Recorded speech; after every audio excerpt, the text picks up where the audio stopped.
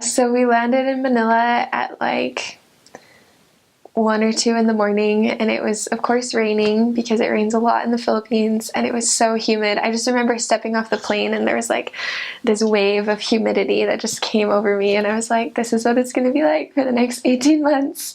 And we went down out of the airport, and you go down underground into this big tunnel, and they have all the jeepneys and all the tricycles, and people are yelling, and it's really crazy, and I couldn't understand what anyone was saying because they were all like shouting in Tagalog and stuff. And it felt like almost surreal. It felt like a different world. Like I had left everything that was familiar and comfortable, and I was like on a different planet. It felt like, because everything was so foreign to me. But I just remember seeing the people, and I was like, these are the people that I've been praying for, and I already loved them, even though I didn't know them. I was just like, these are my people, and I am ready to serve them. And I was just amazed at how quickly that love came, just seeing their faces and like the beautiful little children just running around in the streets. I loved them automatically, and that was such a blessing. Even though I couldn't understand them and everything was so foreign, I at least felt that connection with them. So the Urdaneta Mission geographically is pretty small, just compared to a lot of other missions in the world. Covers the province called Pangasinan that has a lot of big towns. It also has a lot of like really small towns. There are quite a few stakes there. There's the Urdaneta stake, the Dagupan stake, Almino stake, Bayambang stake, and then there's a couple other districts. And there's a lot of members that are really, really strong. There are also a lot of members that need strengthening there. There's a temple that's been announced in Urdaneta, and it's been announced for about 5 years, but they haven't started work on it because the people are still needing to be prepared and strengthened in order to be ready to have the temple there.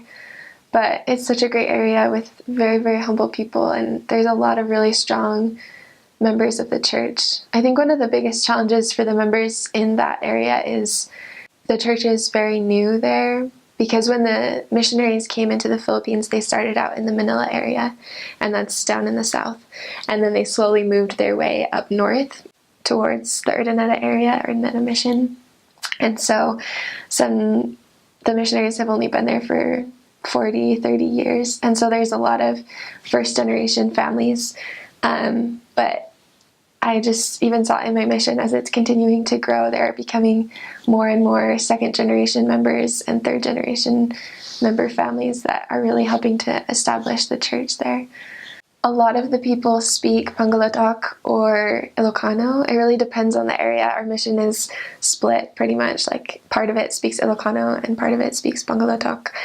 And it just depends on the area that you're assigned.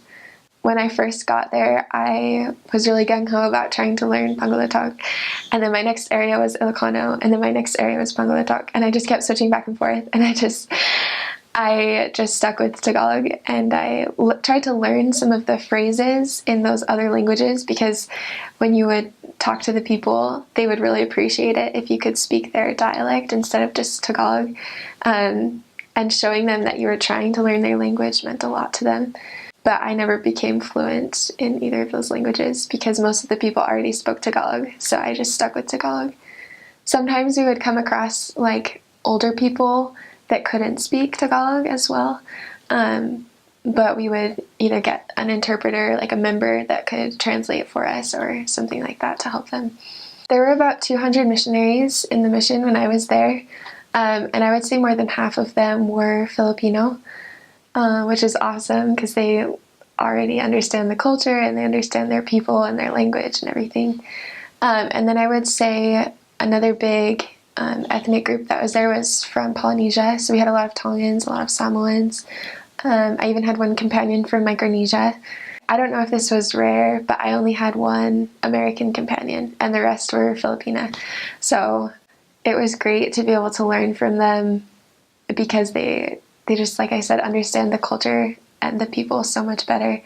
Filipinos are so friendly and so loving. Like, they are so kind and so welcoming. It was such a different culture than I was used to here in America. And it surprised me at first how willing people were to talk to us and to let us into their homes and to feed us. They're so polite. If you go into their house and they're eating, they will offer you whatever they're eating, just because that's the nature of their culture. They're also very sensitive and can sometimes be easily offended, but they always do everything to try to like save face. So they won't let you know that they're offended, and they'll kind of like close off from you, and that's just kind of their culture.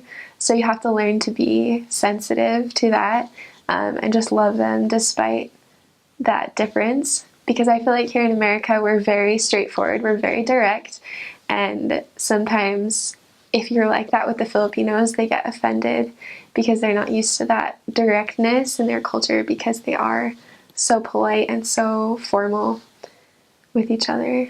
But I love Filipinos. They are so funny. They have this really funny, sassy sense of humor that it takes a little bit to understand and to like find that their jokes are funny.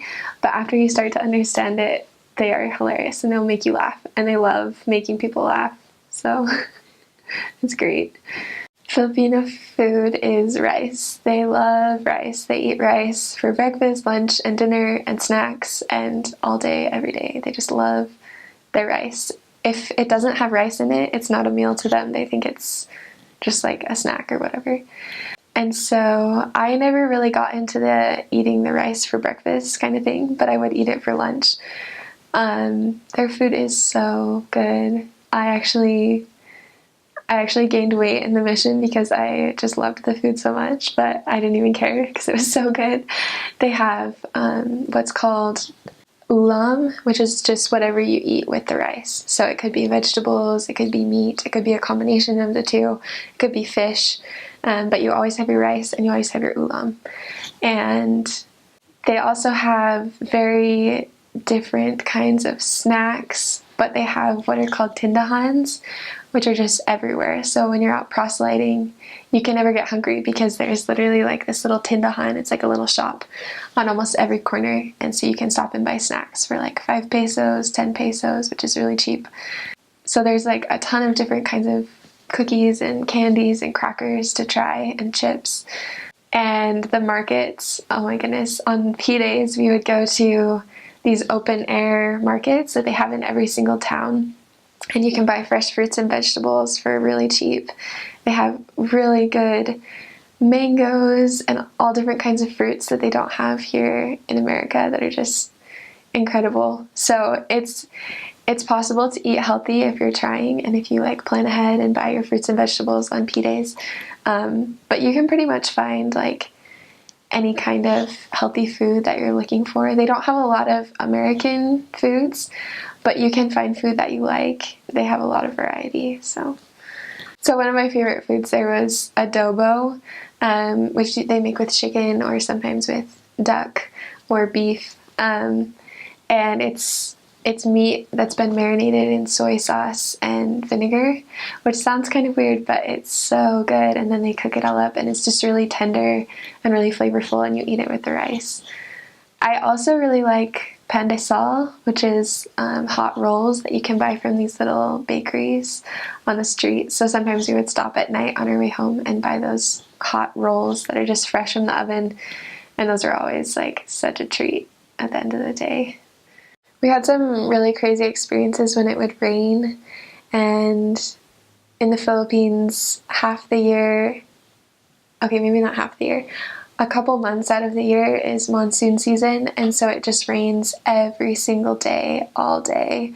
And so the streets would flood, and sometimes we'd be walking in flood water up to our knees, and we got to wear rubber boots while we were proselyting. But sometimes the floods were so deep that the water would just go right inside your rubber boots, and so you would get wet anyways.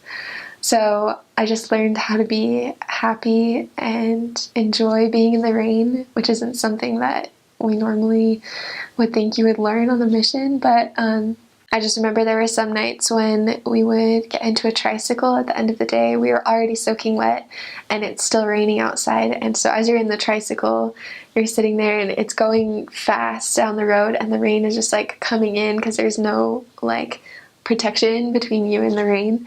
And so we would just get even more soaked, and sometimes it would feel like a ride at a water park or something because you're just like, there's nothing you can do but just get wet. So there were a couple times that we had big typhoons that would come through and it would just rain a lot. But our mission president was always really good about letting us know if we needed to stay inside or if it was going to be too dangerous to work. He would send out a text through the zone leaders, and I never felt like unsafe because of the weather, because the apartments that we were in were really stable and really like sturdy houses and stuff. One big thing over there is transportation. We were encouraged by our mission president never to walk for too far because you can always find a tricycle, which is a motorcycle with a sidecar attached to it. And you tell the driver where you want to go and you get into the sidecar and he'll just take you there. And then once you get there, you pay him 10 pesos if it's like a short trip, or 15, sometimes 20. And it's a really efficient way to get around. Just because you can always find them and then you don't have to waste time walking. Another means of transportation that's a little bit different is a jeepney, which is like a long, pretty much jeep, but it has two benches in it that are perpendicular to the driver. And you just get in and it has a set route. And then when you want to hop out, you just knock on the ceiling and then you hop out the back. And it was always an adventure traveling on the jeepneys because you're not always sure like which route they're going to take or if you're on the right one, but it's really fun. So this one time my companion and I just hopped in a jeepney because we were coming home from a meeting and we didn't really stop to check. On the side it tells you the route of where the jeepney goes. We didn't stop to check what the route was. We just thought, yeah, this is where our jeepney always parks. And the jeepney started driving down the road, and then it got further and further away from where we needed to go. And then we realized that we were on the wrong jeepney. And so we just hopped off. And then we were able to get back on the right jeepney. But it was just a good lesson. Like, you need to always check and just be careful where you're going to go so you don't get lost. So after I left Villasis the first time, I served in Bayambang. And then I went back to Villasis after 2 transfers in Bayambang. So Bayambang is one of the largest towns geographically in the whole mission. There are 72 barangays, which are like the neighborhoods, and that's quite a lot. So we had half of those barangays, and the other sisters in the area had the other half. While I was there, I was in a trio, so I served with an American sister and then a sister from Micronesia. And so that was an interesting dynamic, was having 3 sisters. It can be kind of a challenge to have unity while you're teaching and planning and things, because you have not just another opinion, but you have 2 others. But we learned to work together, and it was a great transfer. The Bayambang ward is probably the strongest ward that I was in as far as the membership was. We had a lot of really strong leaders, because a lot of the members there are a little bit more well off. Bayambang is a college town. They have Pangasinan State University there. And so most of the people in our ward were professors or teachers at the university. And so they were a little bit more educated, had a little bit more means to help the church grow and things like that. So it was a really fun area because I felt like we had more resources to work with the members, and it was really, really fun area too. I loved it. There's this one area in Bayambang it's barangay, and it's called Bani. And everyone in Bani works in the ice cream industry. So everyone either makes ice cream, sells ice cream, or they sell the supplies needed for making ice cream. And so we had a ton of investigators and a lot of members there. So a couple of times a week we were in Bani, and people would just give us their leftover ice cream. After we would teach them, they would give us ice cream. So I just remember there were a few days when we would go from appointment to appointment, and every appointment we would get ice cream because everyone worked selling ice cream there, and it was really fun. We had one recent convert family that had an ice cream business, and so the dad had a motorcycle and then it had a sidecar, and he would sell the ice cream from the sidecar. And so he would put in like the ice cream tank there, and then he would like scoop it out of the sidecar. But sometimes at night at the end of our appointments we wouldn't have a way to get home, and so we'd ask him for a ride, and he would take out the ice cream container and he would put down a board, and we would sit on the board and he would drive us home that way. So that was just something that we always looked forward to, was riding home, just sitting on that washboard in the side of his cart, his motorcycle. So I had no idea what to expect in my first area, but I got there and I was living in a house with me and my companion and then another companionship of sisters. And it was a really cute little house. I think they still have it.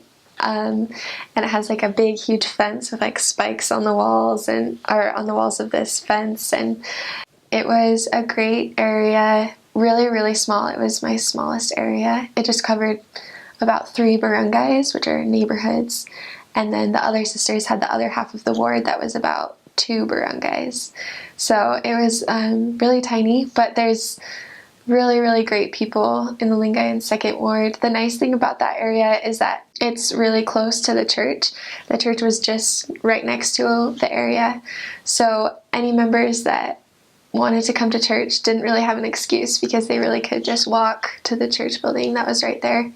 In that area, it's nice because there's 2 other wards. So there's Lingayen First Ward, Second Ward, and Third Ward.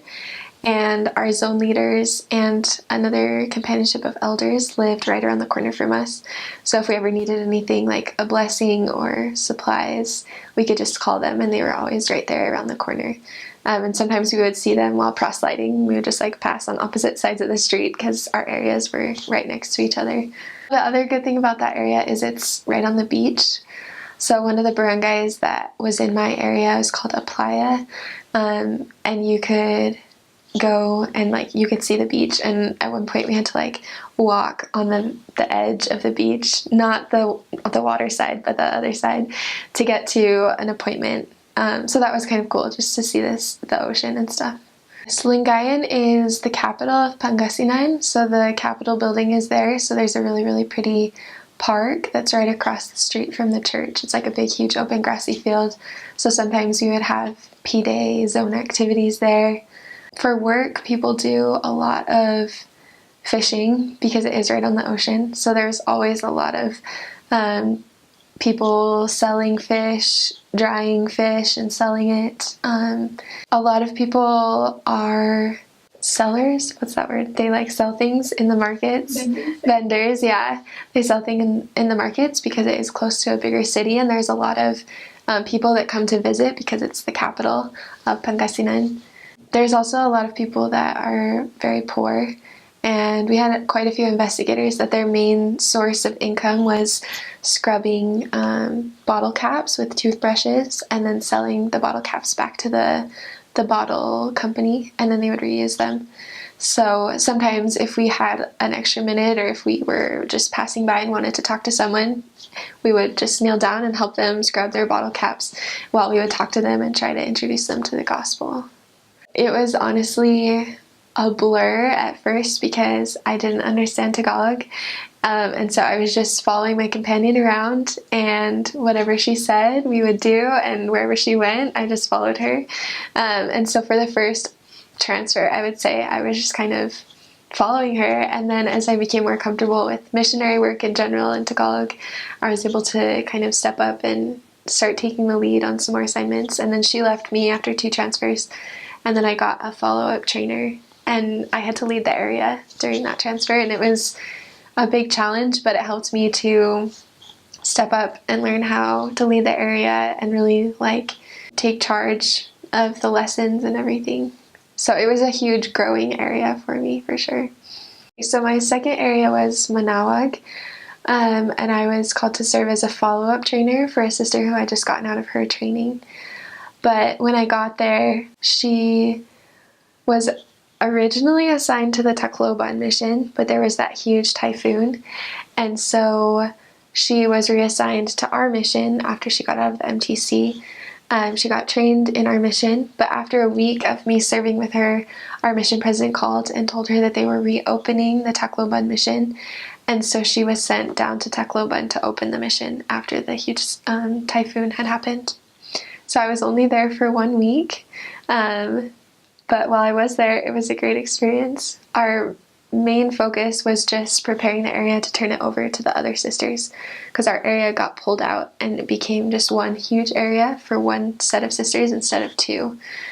So I wasn't there too long, but what I did see of it was good. It was a really big area, and so it was challenging for me to learn the area and try to get to know the members in just 1 week. That week was kind of a blur as well, because I was there and I was jumping into the area, and then I found out that she was leaving, and so we were trying to figure out which investigators to drop and which investigators to hand over to the new sisters. So it was kind of just really fast turnaround. So after my week in Manawag, I went to Manat, and I was with a Filipina companion who really helped me to become more confident in missionary work and leading the area and stuff. Manat was a branch while I was there, but since then has become a ward. So that was exciting to be a part of that. Manat is a really unique area because it's almost entirely fish ponds. Everyone there is involved in the fishing industry. So everyone has these big man-made ponds that they stock with fish. They raise the fish and then they catch them and sell them. So their lives really revolve around fish and the fishing season. But there are so many great, really strong members in Manat. Even though they were pretty spread out, we tried to focus on working in the areas where the members were, and they were really, really helpful. Manat was an area of a lot of growth for me because I trained my first companion there. So she was fresh out of the MTC. She came from a family that was not active in the church, but she really wanted to be there, and it was just amazing to see her grow and me grow as well alongside of her. I think I learned and changed more in those 2 transfers of training her than I did in a lot of other transfers in my mission. My next area was in Villasis, which is a part of the Urdaneta stake, so it's about a half hour away from Urdaneta. And Villasis was a great place. It's a ward. They have a lot of members. And there are also a lot of members that were less active, to be honest, because the church had been in Villasis for a while, because it's part of the Urdaneta stake, which is the oldest, strongest stake in the mission, I would say. So we worked a lot with less actives to reactivate them. But as we were doing that, we always tried to find new investigators and find part member families. And we had a lot of success with baptisms there because of that. I actually served in Villasis twice. So I served there for 2 transfers. I got transferred to a different area for 2, and then I came back to Villasis for the last 2 transfers of my mission. So I served there for 6 months in total. And it's probably the place that I feel closest to the members and the people. And I walked those streets hundreds and hundreds of times, but I left a piece of myself in that area, and I love it so much. We saw so many miracles there. So it has a really big main town because there's a main highway that goes right through it. So there are a lot of buses that pass through on the highway. But it's a really large area geographically. So as you move out further and further from the main town center, it gets more and more rural. There are a lot of farms, especially out in the further neighborhoods. A lot of people farm corn half the year and rice the other half of the year. And that's how I would say most of them make their money, is doing that. When I was serving in Villasis, I was serving as a sister training leader. And so we had a lot of exchanges. Our mission president wanted us to have exchanges twice a week. So twice a week we would bring the sisters to our area and we would split the area. So I would take one sister and my companion would take the other sister. So we were able to teach a lot of lessons, a lot of investigators by doing double duty in our area for 2 long days every week. in Bayambang, there was a construction site for a new stake center, which is probably completed by now, but when we were there, it was being completed. And we wanted to do something to get to know the workers of the construction site better. So my companion and I talked to the head engineer on the construction site and asked if it would be okay if we could teach all of the workers. And there were probably between like 100 and 200 workers that were working on this stake center, but they weren't members. And so we got permission from him one morning to come and talk to all of the workers and share a message with them. And so we showed up at like 8 in the morning before they had started work, and they were all there in their construction clothes, and they were sitting on these piles of gravel, like 100 construction workers. And me and my little Filipina companion, we stood in front of all of them, and we taught them about the restoration and just gave like a basic overview of what we believe and that God loves them. And then we passed around pieces of paper, and if they were interested in hearing more about the gospel, we could go and visit them in their homes. And so we got a huge stack of papers of people that were willing to let us come and teach them. And so we found a lot of new investigators that way. And it was just really fun. It was a little bit intimidating standing in front of that many men and preaching the gospel to all of them at the same time. But it was just cool, because one of the focuses in my mission was finding potential priesthood holders and getting the dads in the family to be involved in the gospel so that they could bring their whole family with them. So that was just a really unique teaching experience that I had. We had a really special investigator in my area in Bayambang, and her name was Sister Mylene, and she had a really serious lung disease. And they had operated on her, so she had a hole in her side that was open to her lung, and she was really, really sick, and she could never afford the right nutrition or medicine, and it was really hard for her to talk, and she was so frail. She probably weighed like 50 pounds because she was just really, really sick.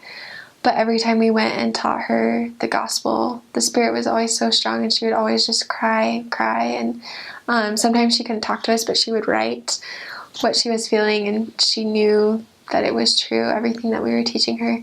She was only able to come to church a couple times just because it was so hard for her to travel in her condition. And we tried to do everything we could for her to be baptized, but because of her infection, she couldn't go under the water. And we knew that she wasn't going to last for too much longer here on this earth, but we just had to have faith that she would be baptized in the next life, and that Heavenly Father would take care of her and knew her. And one day we were going to go and teach her, but we weren't sure if she would be able to listen just because she was so sick.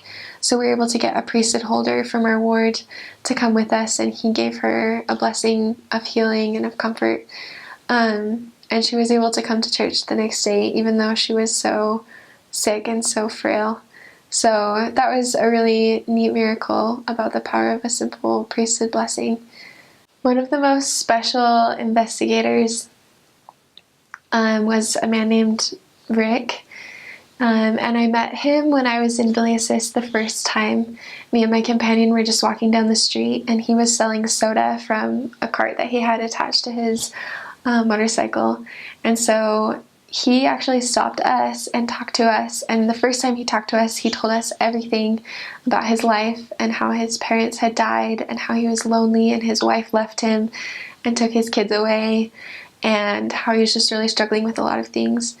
And we tried to set up an appointment to meet with him, but it never worked out. And I got transferred, and I didn't know what happened to him. He wasn't in our area book. We hadn't felt a lot of potential towards him, and so we didn't write him down or do anything like that. And then I got reassigned to Billy Assist, and we kept seeing him everywhere. Every time he was riding his motorcycle and we were walking, he would always say hi to us. And I was just like, there's something about this man, we need to visit him. And so finally one day we tracked him down and we asked if we could schedule an appointment. And so we scheduled an appointment for a Friday night, and we taught him about the restoration. He was so receptive. So we finally tracked him down and we scheduled an appointment with him for a Friday night, and we taught him about the restoration. He was so receptive, and we invited him to come to church, and he said he would.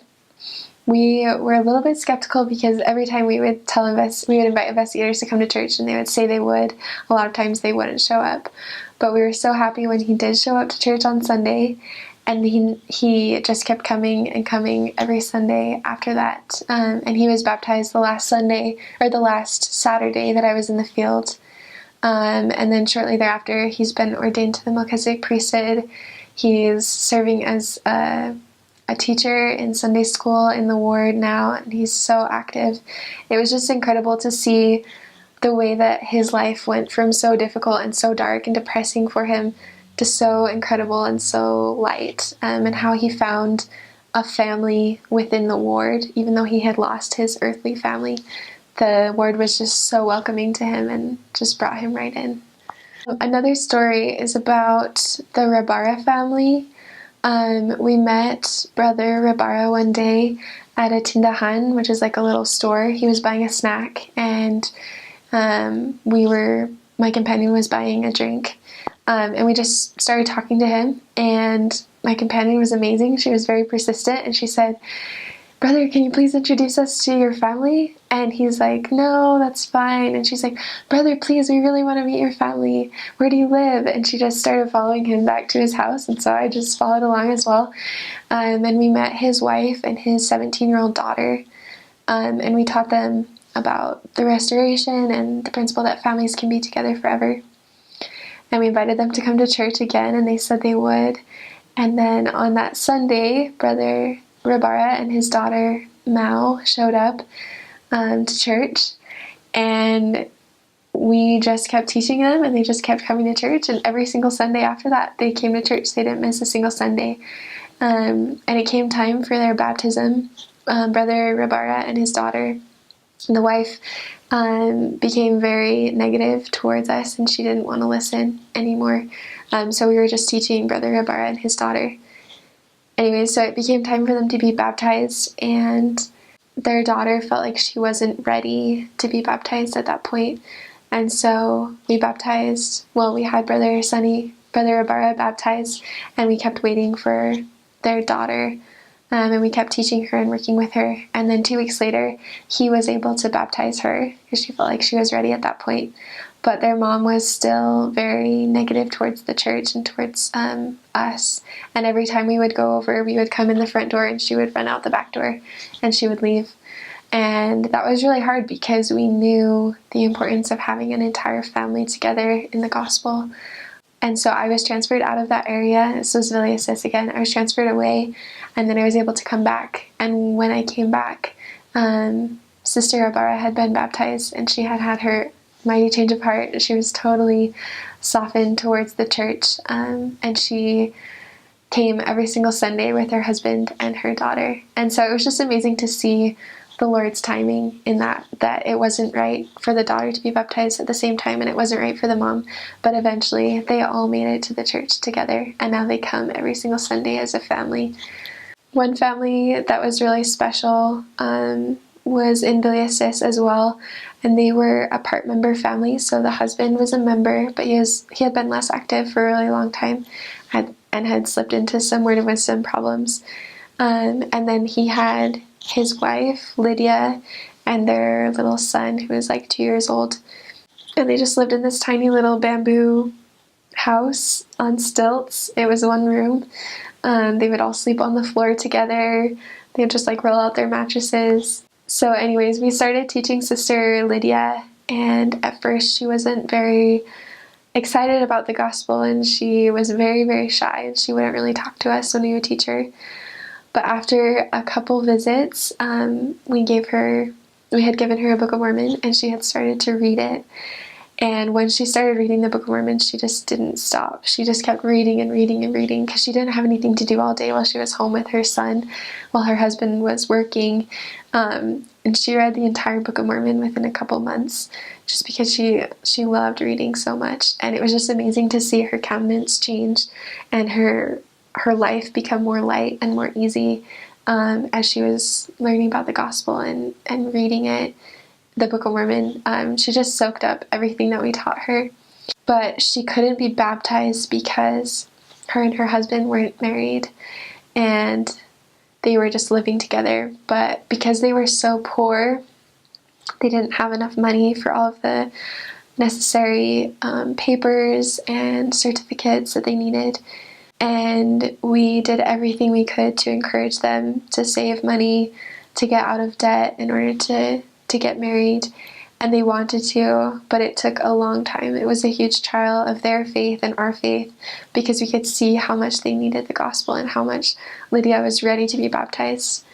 And then finally, after months and months of praying and fasting, it was even after I went home, she was able to be baptized because they were able to get married, and then she was able to be baptized. So it was just beautiful to see that everything happens in Heavenly Father's timing once again. Like, even though we wanted her to be baptized a year before, she wasn't ready with the marriage and everything. And eventually it worked out. So in the Lord's timing, it will happen. One of the craziest foods I ate was balut, which is a half-formed duck egg. So it's been fertilized. It has a chick growing in it. And they take it and they boil it and sterilize it, and then you eat it. But as you crack it open at the top, you can see the little chick inside, and you eat it. A lot of people were really freaked out by it, but it didn't bother me, and it actually tasted really good. It tasted kind of like a hard-boiled egg. So I would recommend trying it. I think it's a good experience that everyone should have. In the MTC, we were introducing ourselves to our investigator, and he asked how big my family was, and I understood that part, and I tried to tell him that there were 4 kids in my family, but I accidentally told him that I had 4 kids. So that was a little bit awkward. And then when I was in the field, there's a really specific way that you have to order the sentences in Tagalog, and there's very specific markers that you need to use before each word that tells whether it's the subject or the object. And my companion accidentally said that Jesus Christ and the apostles killed the people instead of saying the people killed Jesus Christ and the apostles. So that was kind of funny to see the look on our investigator's face, like, what? And then I was like, wait, no, that's not what she meant, and I was able to explain it. But yeah, that was a little bit awkward. I can't think of like a specific moment, but I think just in general, learning how to rely on the Spirit to know where to go and what to do and what to say, especially at the beginning when I didn't know how to say everything that I wanted to say in Tagalog, just learning to rely that if I was worthy for the Spirit, if the Spirit was there, the Spirit would bring the message into their hearts. And even though I couldn't say perfectly what I wanted to say, Heavenly Father could communicate perfectly to my investigator what I wanted to say using the Spirit. So I think just the power of being worthy for the influence of the Holy Ghost at all times is one of the most important things you can learn as a missionary. One thing was the importance of planning and using time wisely. I just remember so many times on the mission, I would look back at my life before the mission and think about how much time I had wasted. And it's true because in the mission, every single minute of the day is used in doing something productive, doing something to help the work. And it was because we took the time every week to have our weekly planning that it was so efficient during the rest of the week. So we would plan out everything that we needed to do for every half hour of the day, and we didn't waste any time because we realized that the Lord's time was so precious. So that's something that I still try to do, is like do weekly planning, and I'm not as good at it now because you can be a little bit more spontaneous now that you're not in the mission, but just the power of using every minute to do something worthwhile. I served as a sister training leader for 9 months out of the 18 months of my mission, and that really helped me to mature and to become a better nurturer and more loving. There were a lot of sisters that we were assigned to watch over that really struggled with different things like homesickness and the language and just missionary work in general. And so I felt like I needed to step up and be there for them, listen to them, love them, take care of them with whatever they needed. And I think that was a skill that I will continue to use now with my roommates and then with my future family, just like that nurturing side that we have as women, and just learning how to love people even if they're from different countries and have different challenges and things. So that was really big. Bring light clothing. You're not going to want anything that you have to layer or that has long sleeves or that's really heavy material, because it is so hot there and it is so humid and it doesn't ever stop. So you're just going to be sweating from the moment you leave the house until the moment you come back. And even then, sometimes when you're in the house, you're just sitting there studying or whatever and you're sweating. So I would recommend things that are stretchy, like for skirts. A lot of the people don't have furniture for you to sit on, and so sometimes you'll just be sitting on like bamboo floors. And you want something that's durable, because I can't tell you how many skirts I ripped from sitting on bamboo floors that had little nail heads sticking up, and I would stand up and the skirt would just catch on the nail head. So bring something that's durable, lightweight. Dark colors, things are going to spill and they're going to get dirty. So yeah, just what you would expect for a hot climate, pretty much. Just be prepared for the rain. A sturdy umbrella was like so important during the monsoon season. I got one it was an umbrella and then it had a flashlight at the base, so that was really nice. I could just like shine the flashlight as I was walking. Packages are really nice. They were so fun to get. I always ask my mom to send cereal because they don't have cereal in the Philippines that is like American cereal, and I really miss that. I really liked getting American candies and American food and sharing it with my companions because they had never experienced those kind of things. Something that I would just try to remember is that missionaries in the Philippines, like within the Philippines, a lot of times their families don't have the money to send them packages. So if they're constantly seeing their American companions getting huge packages, it can be kind of hard for them. So I'd recommend just sending like a few smaller packages and maybe including something for their companion as well. I always appreciate it when my mom did that because I would have something to share with my companions as well. But another thing I always asked my mom to send was bug spray, because they don't have bug spray in the Philippines and the mosquitoes are really terrible. So I would just have her send me the off 25% DEET, and I would spray that on before I would go out, and it would really help. So we had some really difficult experiences when I was serving as a sister training leader with having to send sisters home for different reasons, like disobedience. And it was really difficult to watch those missionaries make those kind of choices and having to be a part of that not decision to send them home, but like that process of getting them sent home. I just really learned from those experiences though to trust in the mission leadership, trust my mission president, the assistants, the zone leaders who hold the priesthood and have the revelation and the authority to do what's best for those missionaries.